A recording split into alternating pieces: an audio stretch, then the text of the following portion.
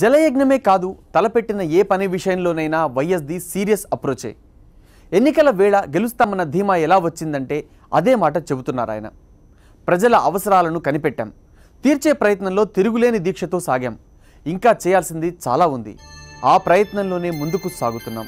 ప్రజలు మా వెంటే ఉంటారన్నది పనిమంతుడు వైఎస్ ధైర్యం. మొత్తానికి చిన్నబోయిన అన్నపూర్ణ ముఖాన చిరునవ్వులిప్పుడు. రైతన్న చేతికి అందిన యజ్ఞఫలం సాక్షిగా అది నిజం. ఒక ప్రయత్నం ఫలిస్తే మరెన్నో ప్రయత్నాలకు స్ఫూర్తి దొరుకుతుంది. ఒక ఆశయం నెరవేరితే మరెన్నో ఆశయాలకు ప్రాణం పోస్తుంది. అయితే వీటి వెనక ఉన్న లక్ష్యం మహోన్నతమైతే ప్రజల అభిమానం దొరుకుతుంది. వారి అండదండలు, ఆశీస్సులు ఉంటాయి.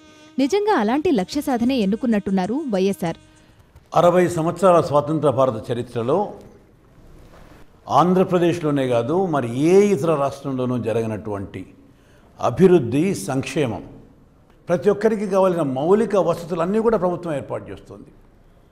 ఇల్లు లేని వాళ్ళకి ఇల్లు ఇస్తున్నాం, పెన్షన్ రాని వారికి పెన్షన్ ఇస్తున్నాం, రేషన్ కార్డు వాళ్ళకి రేషన్ కార్డు ఇస్తున్నాం, 2 రూపాయల కిలో బియ్యం ఇస్తున్నాం, ఆరోగ్యశ్రీ ద్వారా వైద్య భద్రత,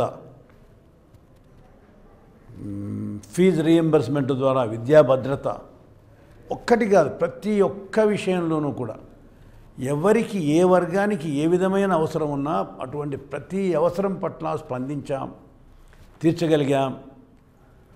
ఎంతైతే అవసరం ఉంటుందో, ఎంతమందికి అయితే అవసరం ఉంటుందో ఈ సాచ్యురేషన్ అనే కన్సెప్ట్ మేము అమలు చేయగలిగాం.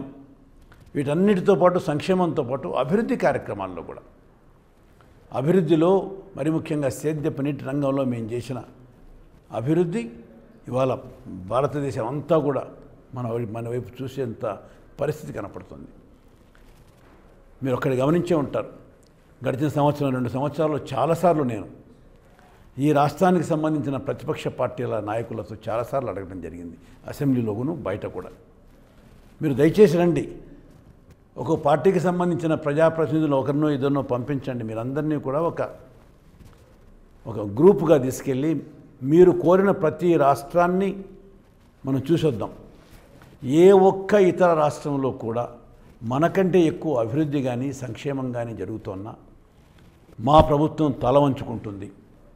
అటువంటి అమలు చేయడానికి ప్రయత్నం చేస్తాం. లేదంటే మన దగ్గర జరుగుతున్నంత అభివృద్ధి ఇంకా ఏ ఒక్క చోట జరగటం లేదు. ఇక్కడ జరుగుతున్న సంక్షేమం మరి ఏ ఒక్క చోట లేదు అనే విషయం మీరైనా గమనించండి అనే విషయాన్ని చాలాసార్లు అడిగినా కూడా ఏ ఒక్కసారి వీళ్ళు ముందుకొచ్చి నేను అడిగిన విధంగా రావడానికి సిద్ధపడలే. చెప్పకనే చెబుతోంది మనలో ఇంత బాగా జరుగుతుందని. అందుకే అంత విశ్వాసం మాకుంది. ఇవాళ ప్రజలు ఏ ఒక్క ప్రభుత్వాన్ని అయినా కూడా ఈ ప్రభుత్వం మంచి కార్యక్రమాలు చేస్తే మరో 5 సంవత్సరాలు ఇదే ప్రభుత్వం ఉండాలి అని చెప్పి ఆలోచన చేస్తారు. ఒక ప్రభుత్వం మంచి కార్యక్రమాలు చేయనప్పుడు, వారికి కావాల్సిన సంతృప్తిని ఇవ్వలేకపోయినప్పుడు ప్రభుత్వాన్ని మార్చుకోవాలని చెప్పి ఆలోచన చేస్తారు. కానీ మేము చేసిన కార్యక్రమాలు చాలా బాగా ప్రజల్లో కనపడుతున్నాయి కాబట్టి, వాళ్ళు చూడగలుగుతున్నారు కాబట్టి ఇంత నమ్మకం, విశ్వాసం మాకుంది ప్రజలపైన. వెనుకబడిన తెలంగాణ అభివృద్ధిలో భాగంగా ప్రాణహిత చేవెళ్ల, దుమ్ముగూడెం, కోస్తాలో పోలవరం వంటి భారీ ప్రాజెక్టులు తలపెట్టడం అపర భగీరథ ప్రయత్నానికి శ్రీకారం చుట్టడమే. దాదాపు 65,000 కోట్లతో చేపట్టే ఈ ప్రాజెక్టులతో 28 లక్షల ఎకరాలకు సాగునీరందుతుంది. వీటి వలన 160 టీఎంసీల నదీ జలాలు వృధా కాకుండా సద్వినియోగం అవుతాయి. పల్లెలు బాగుండాలి, గ్రామాలు సమగ్ర అభివృద్ధిని సాధించాలి. ఈ ఆలోచనతో ఎన్నెన్నో పథకాలు, ఎన్నెన్నో కార్యక్రమాలు. ఆ క్రమంలో 5 ఏళ్ల కాలంలో విశ్రమించడమంటూ తెలియకుండా పోయింది. రాజీవ్ పల్లెబాట, రాజీవ్ నగరబాట అందించిన ప్రోత్సాహంతో జలయజ్ఞం, ఇందిరక్రాంతి పథకం, రాజీవ్ గృహకల్ప, ఉపాధి హామీ పథకం, మహిళలకు పావలా వడ్డీ, రాజీవ్ ఇంటర్నెట్, రాజీవ్ యువశక్తి, ఇందిరప్రభ, ఆరోగ్యశ్రీ, అంబేద్కర్ జీవనధార ఇలా పథకాలు ఆలోచించడం, ఆచరణలోకి తీసుకురావడం ఈ 5 ఏళ్ల కాలంలో సాగిందిదే. పల్లెలు పట్టణాలంటూ తేడా లేకుండా సామాన్యులందరికీ మేలు తలపెట్టిన క్రమంలో ఎన్నెన్నో అభివృద్ధి జాడలు, సంక్షేమ కార్యక్రమాలు. వినూత్నంగా ఆలోచించడం, వివేకవంతంగా నిర్ణయాలు తీసుకోవడం, లక్ష్య సాధనలో వెనకడుగు వేయకపోవడం, అభివృద్ధి కోసం అహర్నిశలు పనిచేయడం వంటి లక్షణాలు ఈయనని ఇలా నడిపిస్తూనే పోయాయి, నడిపిస్తూనే ఉంటాయి. నిరంతర తపన, నిరంతర ఆలోచన, నిరంతర ఆచరణ.